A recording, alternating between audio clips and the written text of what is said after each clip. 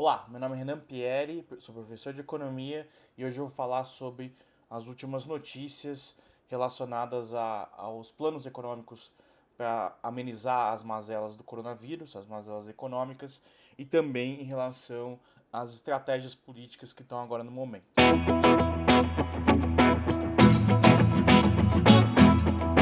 Bem, coronavírus está nos noticiários 24 horas por dia e muito se discute do potencial devastador que ele pode ter sobre o sistema de saúde e também sobre as consequências econômicas, possivelmente uma das maiores crises que a gente já viu nas últimas décadas que esse país já teve, né?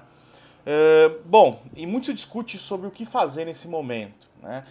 E como é que está essa situação agora? A gente observou nas últimas semanas um caos se espalhar ao redor da Europa e agora também chegando aos Estados Unidos, onde você tem um sistema de saúde completamente sobrecarregado e você tem pilhas e pilhas de mortos, de pessoas que nem direito a enterro estão tendo por conta da velocidade que a contaminação se dá, né? A taxa de letalidade talvez não seja tão alta, é verdade que ela mata mais pessoas idosas e com comorbidades pré-existentes, mas não deixa de ser chocante você pensar que isso possa acontecer aqui também, tá? Então, esse é o meu primeiro ponto. Quando você fala assim, é só uma gripezinha e ataca somente os idosos, é uma falta, de certa forma, uma falta de respeito com quem está sujeito às complicações, que não são só os idosos, né? Lembrando que são qualquer pessoa que tem pressão alta, tem algum tipo de comorbidade, um problema cardíaco, pessoa tem diabetes, pessoa que já teve um outro problema respiratório. Tudo bem que isso está bastante relacionado com a idade, mas, enfim, é um grupo bastante importante da população. Bom, a quarentena exige medidas econômicas grandes. E isso tem sido adotado ao redor do mundo. Em que sentido? Você deixa as pessoas em casas, você vai ter prejuízos econômicos enormes para as empresas. Muitas empresas não têm caixa para aguentar sequer um mês, que diga mais de um mês fechada, sem a economia funcionar. Então, você precisa pensar em alguma coisa que suavize um pouco esse período tão difícil para as empresas. Por outro lado, os trabalhadores tanto podem ter problema ao perder o emprego, né, nessas empresas que vão fechar, e também os que são informais, principalmente prestadores de serviços, eles ficam com renda zero se eles ficarem em casa, né? Isso é inimaginável a gente pensar que a gente possa ficar muito tempo numa situação como essa, com as pessoas sem renda em casa. O que eu consigo imaginar é caos social ou algo do tipo. Bem, o que tem sido proposto no debate público nos atuais dias para resolver essa situação? De um lado, você tem a estratégia dos governadores, vou cabeçar aqui a estratégia Dória, né? Não é só o Dória, mas enfim, cabeçada por ele, que é seguir estritamente as orientações da OMS, falar sobre o isolamento social, que é a única arma que a gente tem agora, não diminuir, não tirar sarro de quem pega a doença, não diminuir os efeitos, as possíveis consequências nefastas que isso pode ter, né? E é uma estratégia que prega, então, o isolamento social, então, essas as quarentenas que a gente está observando nos últimos dias no estado. É verdade que a quarentena ela não é só um trabalho do governo do estado, né? Quer dizer, não é o Dória que mandou ficar de quarentena. Você não tinha nem como abrir seu comércio ou tentar prestar o seu serviço porque estava todo mundo, quem podia, né? Se auto-isolando em casa. Não só porque o governo mandou, mas porque todo mundo ficou com medo do que possa acontecer em relação, olhando, né, porque aconteceu na Itália. Por outro lado, você tem o governo federal, na figura do presidente Bolsonaro, que fez um discurso, o discurso mais maluco que eu já vi na minha vida durante essa semana. Estou gravando hoje, dia 27 de março, em que ele falava de uma gripezinha, resfriadinho, enfim, falando, mandando as pessoas irem para a rua, num momento em que até os países, enfim, que meio que coadunam com esse tipo de retórica dele inconsequente, foram contra. eu não me estarreceu tanto o fato dele defender uma quarentena pequena, enfim, que a economia continue funcionando.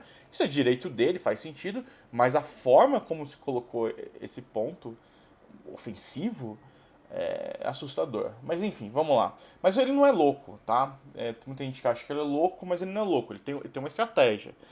Qual que é a estratégia do Bolsonaro? E também o Dória tem uma estratégia. Qual que é a estratégia do Dória? Ele se colocar, nesse momento, como oposição ao Bolsonaro. Ele colou a imagem dele ao Bolsonaro na última eleição e agora tenta se separar. E essa foi uma situação ótima para ele fazer isso, né, em que o Bolsonaro tem uma postura, ele tem outra, ele fica sempre com os médicos do lado dele durante as coletivas, para dizer que ele não é extremista, enfim, ele é uma opção, não à esquerda, mas é uma opção a esse modelo bolsonarista. O Bolsonaro, por sua vez, o que talvez passe na cabeça do Bolsonaro, né? Ele, a aposta dele é o seguinte: vai todo mundo ficar em casa, tá? E eu tenho certeza que ele está muito bem informado. A gente vazou aí documentos da BIM que ele recebeu, supostamente projetando o número de mortes para os próximos dias. Então ele está muito bem informado do que pode acontecer. Mas qual que é o ponto aqui? Se todo mundo mantiver a quarentena, se funcionar essa quarentena e pelo tempo necessário, que eu não sei quantos dias são, talvez você tenha um número baixo de mortos. E quando eu digo baixo, não sei quanto que é alto ou baixo, mas é a ponto de não chocar a opinião pública. E então depois você vai ter consequências econômicas graves de qualquer maneira, independente de ter plano econômico ou não. Não pense você que o governo tem um poder de empurrar o PIB para cima, de impedir uma recessão brutal depois. Não tem esse poder, tá? O que ele pode fazer é política social, e deve fazer, mas política anticíclica, num período desse, do tamanho que precisa, é impossível um governo de um país pobre como o nosso fazer. Muito bem. Então, se as pessoas ficarem em casa e se a situação não for tão grave aqui, e sim, a gente tem outros fatores aqui que não permitem ter certeza do que vai acontecer aqui, como o calor, por exemplo, e uma menor densidade demográfica, embora a gente tenha cidades grandes, como São Paulo, com uma densidade demográfica mais alta. E tudo isso pode, um perfil de população mais jovem, tudo isso pode impedir uma catástrofe parecida com lá. Mas a conhecer o nosso sistema de saúde, como usualmente é, eu duvido bastante que a gente vai escapar ileso disso. Bom, mas tudo bem. Voltando ao Bolsonaro, qual que é a estratégia dele? Se der certo tudo isso, ele se coloca como o cara que ficou do lado dos empresários, ficou do lado do emprego, que é o que vai pegar depois. Né? Depois que a gente passar por esse período mais forte dessa crise, né, de saúde, depois que a gente enterrar as pessoas, depois que a gente voltar, não sei quanto tempo, se é 2 ou se é 5, 6 meses, a gente voltar a uma normalidade de vida, sei lá se isso vai ser possível. Enfim, esse vai ser o tema, né? Como é que a gente recupera esses empregos, né? Como é que a gente administra a dívida, que vai aumentar bastante. Né? Então o Bolsonaro está se colocando como o cara que, olha, desde o começo eu estava dizendo que esse negócio não era tão grave, e não foi. E não foi, talvez, por causa da quarentena. Mas eu tô aqui, eu sou o cara que tô defendendo vocês. Qual que é o problema nessa aposta do Bolsonaro? Bom, são vários. Primeiro porque é apostar num cenário que não... Se eu fosse projetar cenário aqui, seria o cenário menos provável, que é o cenário que vai dar tudo certinho. Que a gente não vai ter um problema grande no nosso sistema de saúde. Veja, pessoal. Vamos lá. Para quem acha que isso é uma gripezinha, que não é nada. Vamos lá. A NBA parou. A NBA parou. Um investimento milionário. A gente perdendo muito dinheiro. A Disney parou. Fechou os parques. Parou as gravações dos filmes. Quanto dinheiro que a Disney deixou de ganhar? Olhando para São Paulo, se isso fosse só uma gripezinha, como é que você ia convencer todas as associações médicas a separar hospitais como o Hospital das Clínicas, o Mandaqui, o Ipiranga, enfim, outros hospitais para funcionar exclusivamente, quase exclusivamente, por coronavírus? Você está deixando de internar gente grave, porque, convenhamos, não estava sobrando leito em hospital. Gente grave que devia ter tratamento médico para você tá reservando esses leitos para cuidar dessas pessoas. Esses leitos já foram reservados. Como é que você acha que o Dória não é burro, certo? Como é que o Dória ia apostar numa construção de um mini hospital, enfim, de semi-intensidade, não sei como é que chama isso, intensidade média, no Pacaembu, né, se não fosse usar. Então, assim, a gente vai ter um número de internados muito grandes. E pelos dados que eu olhei dos Estados Unidos, tudo bem, a mortalidade é maior entre pessoas mais idosas, mas a taxa de internação é altíssima para jovens também, tá? A última vez que eu olhei foi na semana passada, metade das pessoas tinham menos de 50 anos. Então, quer dizer, o simples fato de você ficar internado, isolado no hospital, não é bacana, né? Bom, tudo isso dito, então, essa aposta do Bolsonaro... Porque o Bolsonaro vai dar errado a estratégia dele se a gente começar a observar o que aconteceu na Itália, de ter muita gente morta, a ponto de novo, não conseguir nem enterrar, que é uma coisa que me assusta muito. Então, aí ele vai ser o cara insensível, o cara que, né, apostou contra. Veja o prefeito de Milão, que fez uma campanha lá, Milão não para, e agora ele pediu desculpas, hoje, exatamente hoje, dia 27 de março, pediu desculpas que ele estava errado. Então é bastante complicado. Bom, então são essas duas estratégias políticas, são totalmente racionais, as pessoas tentando se colocar, cada um de um lado dessa história. Não estão as duas completamente erradas, no sentido de que, tá, a quarentena é necessário, eu acho que é o melhor a se fazer agora, essa quarentena que a gente está fazendo, sem ampliar mais, porque a quarentena podia ser mais restrita, você tem vários negócios que estão rolando, estão acontecendo, e também sem, enfim, sem ser mais restrita, também sem ser menos, mais flexível que isso. A Itália tentou apertar as regras no começo, depois flexibilizou, e aí o caos instalou por lá depois. Muito bem. Então, por outro lado, o clamor dos empresários ele é totalmente inteligível, quer dizer, faz sentido, as empresas podem quebrar, tá? Mas a gente, enfim, tá indo num cenário que eu duvido que mesmo que o Bolsonaro diga para todo mundo ir pra rua, mesmo que o governo de São Paulo acabe com a quarentena, que as pessoas vão sair de casa porque elas vão começar a observar gente morrendo, muita gente internada, começa a ter muita gente próxima de você passando por um momento difícil e aí você vai ficar com medo, você vai ficar em casa, tá? Mas tem muita gente que não pode ficar em casa. Eu sei, mas você vai sair pra rua, não vai ter pra quem vender, não vai ter com quem fazer negócio, sei lá mesmo shows, estão na mesma situação. Então, quais são as políticas que têm sido divulgadas, tá? Ontem foi aprovado no Congresso, na Câmara, ainda não foi no Senado, um plano de distribuição de renda, tá? É um plano que dá R$ 600 para cada pessoa sem contrato formal de trabalho, com mais de 8 anos.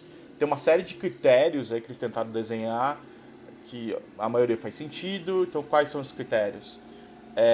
A pessoa não pode estar recebendo nenhum benefício como seguro-desemprego, aposentadoria. Se estiver recebendo Bolsa Família, tem que optar entre os R$ 600 ou Bolsa Família. E, obviamente, vai todo mundo optar pelos R$ 600, que é maior. Tem alguns outros critérios, mas, enfim, são critérios só para pegar pessoas que não têm outra renda nesse período, que não são formais, né? Bom, é a medida que tinha que vir. Eu não sei exatamente o valor, tá? E aí tem uma coisa que me chamou muita atenção, que é o fato de essa votação ter sido costurada pelo governo, né? Então não foi só a Câmara que foi lá e impôs isso pro governo. Foi o Vitor Hugo, que é o deputado líder do governo na Câmara, que costurou a votação. Inclusive, aparentemente, os deputados iriam votar R$ 500 como benefício, e aí o governo sinalizou que poderia ser 600 e isso passou na hora. O que isso mostra pra mim? Mostra pra mim que isso que eu acabei de descrever como uma estratégia Bolsonaro é de fato uma estratégia. Porque se ele achasse que a quarentena ia acabar, que todo mundo ia voltar pra rua, ele não precisava desenhar um programa ele apoiar um programa de 3 meses, distribuição de R$ 600 por pessoa, que vai ter um impacto enorme sobre as contas públicas, tá? Eu tentei chutar valores aqui, tá? Do alcance disso. Então vamos lá, são R$ 600 por pessoa, 3 meses. Aí a questão é, qual que é o público elegível, qual que é o universo de pessoas?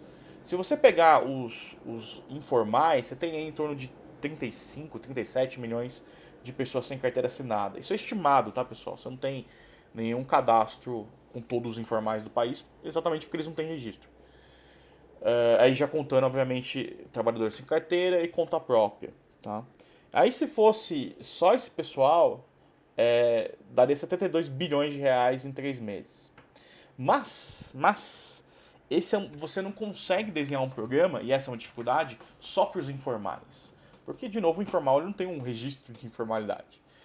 Então, quando desenha um programa desse, você vai pegar tanto informais quanto pessoas que estavam fora da força de trabalho, ou seja, que elas estavam desempregadas ou procurando trabalho.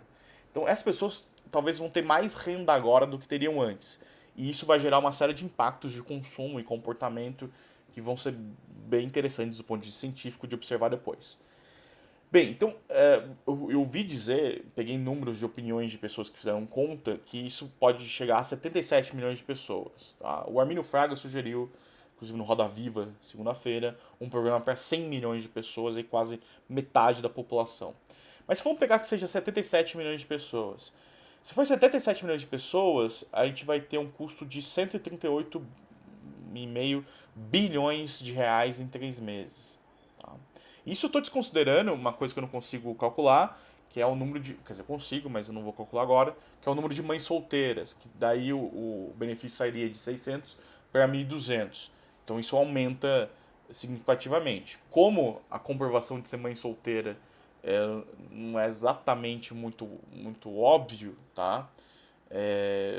Eu não sei se esses dados vão ser cruzados com registro de casamento, enfim, e tem muita gente que não é casado formalmente, então você pode esperar aí que vai ter bastante registro de mãe solteira para receber esse benefício. Não tô criticando, tá? Tô só comentando. Só que eu vi uma entrevista do economista Raul Veloso que ele falou uma coisa que fez todo sentido para mim, que é o seguinte: não são só 3 meses. Quer dizer, você tem esse período de quarentena, mas depois não é que a gente sai no dia seguinte, tá tudo pronto para produzir. Não. As empresas, sei lá, as fábricas vão precisar de insumos que alguém parou de produzir. Embora, por enquanto, a atividade industrial meio que continua. Você que tem um comércio vai precisar comprar produto para produzir.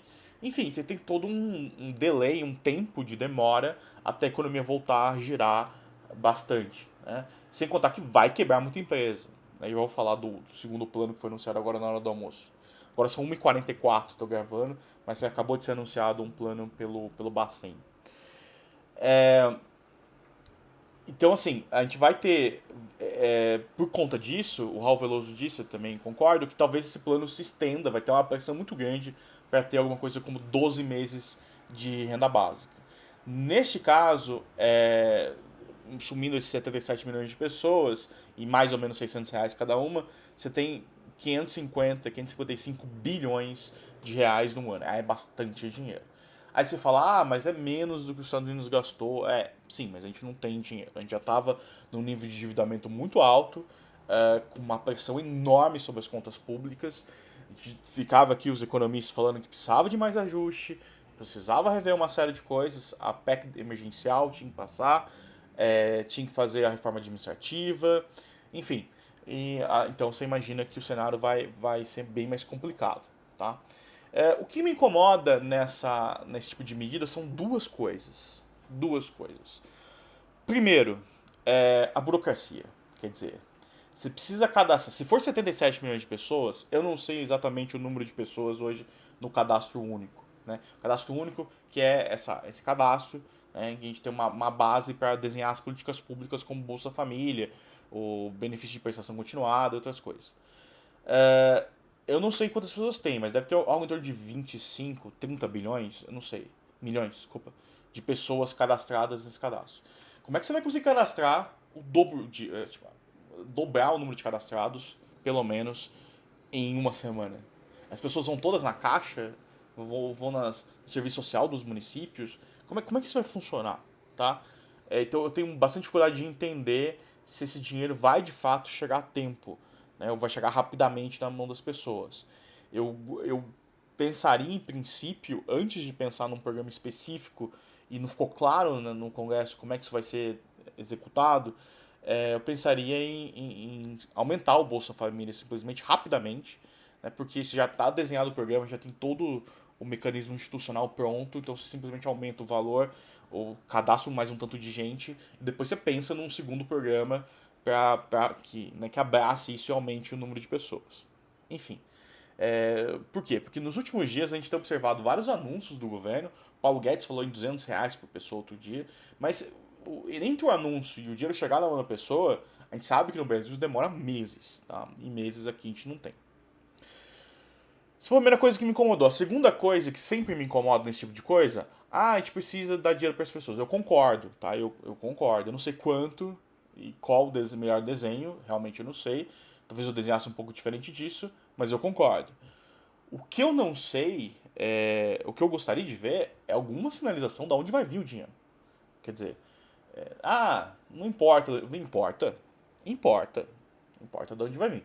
Historicamente, o nosso sistema tributário ele recai muito mais sobre a classe média e a classe pobre. Percentualmente, como percentual da renda, eles pagam muito mais imposto do que os mais ricos. Mas a gente vai tributar as grandes fortunas. Operacionalmente é um desastre. Você pode tributar. Você tributa uma vez, na segunda vez o cara some com o patrimônio. A gente vai aumentar o imposto de renda. Tá, pode ser, pode escalonar o imposto de renda. Suficiente? Não sei. Então, você vai aumentar tributo numa economia que já está super frágil, né? Que o investimento está super estagnado, caindo, né? Caiu nos últimos anos, que o consumo está meio parado. Tá, então vai cortar gasto. Da onde?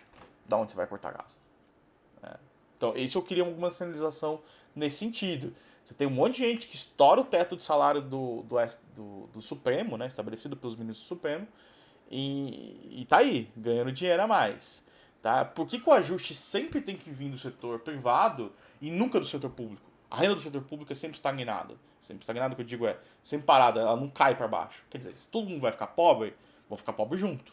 Né? Então estabelece aí um nível de ganhos, de dividendos, de salário e vamos tributar.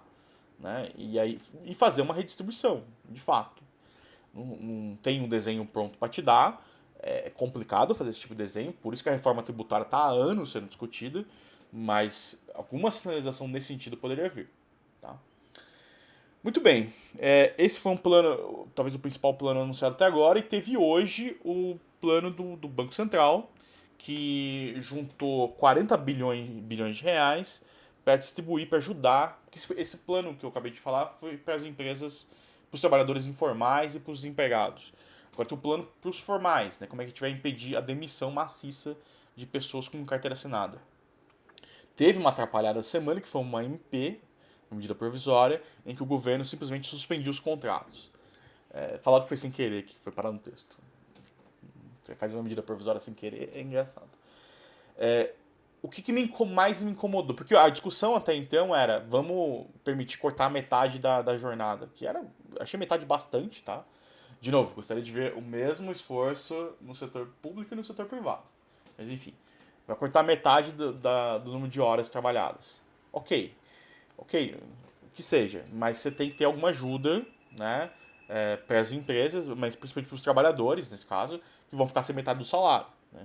Então, e foi pior ainda o que veio na MP, porque você simplesmente suspende os contratos, não precisa mais pagar salário, mas cadê o plano que vai distribuir renda para esse pessoal? Eu até achei que eles anunciariam alguma coisa desse tipo e anunciariam um programa de renda básica universal, não só para os informais, como foi aprovado ontem, mas para todo mundo. Daí faria um pouco mais sentido. Seria extremamente doloroso para quem, enfim, ganhava um salário e ia ficar com um salário mínimo, ou nesse caso metade, 75% do salário mínimo. Mas, enfim, faria mais sentido do que foi feito. Simplesmente anunciar o MP suspendendo contratos, eu acho que as pessoas não entenderam. Porque se elas tivessem entendido, na hora o país teria acabado. Uma guerra civil, não sei. Bom, muito bem. Então, o que foi feito aqui para as empresas? É um plano de crédito. Eu confesso que, pelo tamanho do plano de distribuição de renda que foi anunciado ontem, eu achei o de crédito modesto até agora. Posso mudar de ideia. Eu achava que a gente daria muito crédito e menos renda. Foi aparentemente invertido. Como é que vai funcionar isso, basicamente? Né? Você vai ter uma linha de crédito, tem lá um spread baixinho, que você vai ter uma taxa fixa que o banco vai poder colocar sobre os empréstimos, né? E aí você vai ter um período de carência grande, eu não vou dar os dados aqui em todos, que eu não lembro de cabeça. Tem um período de carência grande e as empresas vão pagar isso a perder de vista. Só que você só financia pequenas e médias empresas. Ok, vamos focar nelas. Aí ficam as questões. Primeiro, como é que as empresas vão pagar isso depois? Mas tudo bem, deixa pra lá. Segundo, e principal, e as grandes empresas? Elas não vão demitir? Não sei. Polêmico, é complicado. Então eu acredito que talvez venha mais coisa aí pra frente. Tá? Mais dinheiro, possivelmente, em termos de crédito para essas empresas. E também o pagamento até restrito a 2 salários mínimos, né, de salário. Eu, sinceramente, não sei como eles vão monitorar isso, o que a empresa faz com o dinheiro. Eu acho que eles vão passar o dinheiro para a empresa aloca, paga os funcionários. Não ficou muito claro isso para mim, mas eu preciso entender melhor isso. Ponto pessoal, tem essas duas medidas anunciadas, elas vão no sentido de que vai ter mais quarentena. Tá? Então, quando o teu presidente vai pra TV e diz que a quarentena tem que acabar, inclusive ele acabou de lançar um plano para acabar com quarentena, uma propaganda que soltou no Instagram, ele tá blefando. Ele tá falando isso, mas ele tá torcendo pra quarentena não acabar. Porque se a quarentena acabar, a gente possivelmente vai ter um desastre aqui no sistema de saúde. Talvez a gente tenha de qualquer jeito, mas vai ser muito feio. O próprio ministro Mandetta, o ministro dele, disse que o SUS colapsa até abril, então quer dizer, o SUS não vai colapsar mais? Tá? Então, eu não vejo... Aí as pessoas dizem, mas é uma escolha que a gente tem que fazer, que a gente tem que ter, tem que acabar com a quarentena, porque senão vai morrer mais gente. Cara, essa escolha você tá fazendo enquanto você não tem uma pilha de corpos para queimar num forno. Quando isso acontecer, eu acho que muda um pouco essa percepção, tá? Então, assim, não tem saída fácil, não tem solução mágica, não tem nada bonito que vai acontecer. A coisa não é bonita, não vai dar tudo certo. Mas acho que no momento faz sentido. Eu não sei por quanto tempo, são mais 15 dias, são mais uma semana, são mais 2 meses, mas faz sentido a gente ser precavido com essa questão da quarentena, de ficar em casa, até a gente ter dados mais claros para saber. Tanto porque a principal coisa que o governo devia ter feito lá no começo de fevereiro era produzir teste em massa, né? Pra gente fazer uma coisa mais parecida com o que os países asiáticos fizeram, testar muita gente, principalmente a Coreia do Sul. Aqui a gente não sabe o número de infectados. Não sabe, não faz a menor ideia. Isso vai ficar cada vez mais difícil de saber, seja porque tem muita gente assintomática, seja porque eles só estão testando casos que eles têm certeza que vai internar só pra. Enfim, eles já sabem praticamente que é coronavírus, é só um teste de confirmação. Vamos ver o que vai acontecer. Eu vou comentar só uma última coisa, já faz 27 minutos que eu tô falando, que é o ponto do isolamento vertical. Manter os idosos em casa. Ok, paro para escutar a ideia, eu não estudei o suficiente para opinar, mas eu tenho dúvidas. Minha dúvida é, esse idoso vai ficar em casa. Se ele morar com um jovem, o jovem sai, se contamina? Sim, porque se você aumenta a circulação de pessoas, aumenta o percentual de gente infectada. Ele volta para casa e passa para ele? Não dá. Então os idosos vão morar sozinhos? Bolsonaro disse hoje que as famílias têm que cuidar dos idosos. Vai ser complicado, né? Tem muita gente que vive em favela, em comunidade, com idoso, que às vezes é a principal renda da casa, porque as pessoas vivem de aposentadoria, da aposentadoria dele, ele não vai conseguir morar sozinho, então a questão de você aceitar a perda dessas vidas é complicado. Eu não sei o que dizer. Gente, já me esgotei aqui. Muito obrigado pela tua companhia. Vamos ficar juntos, de preferência em casa. E até mais.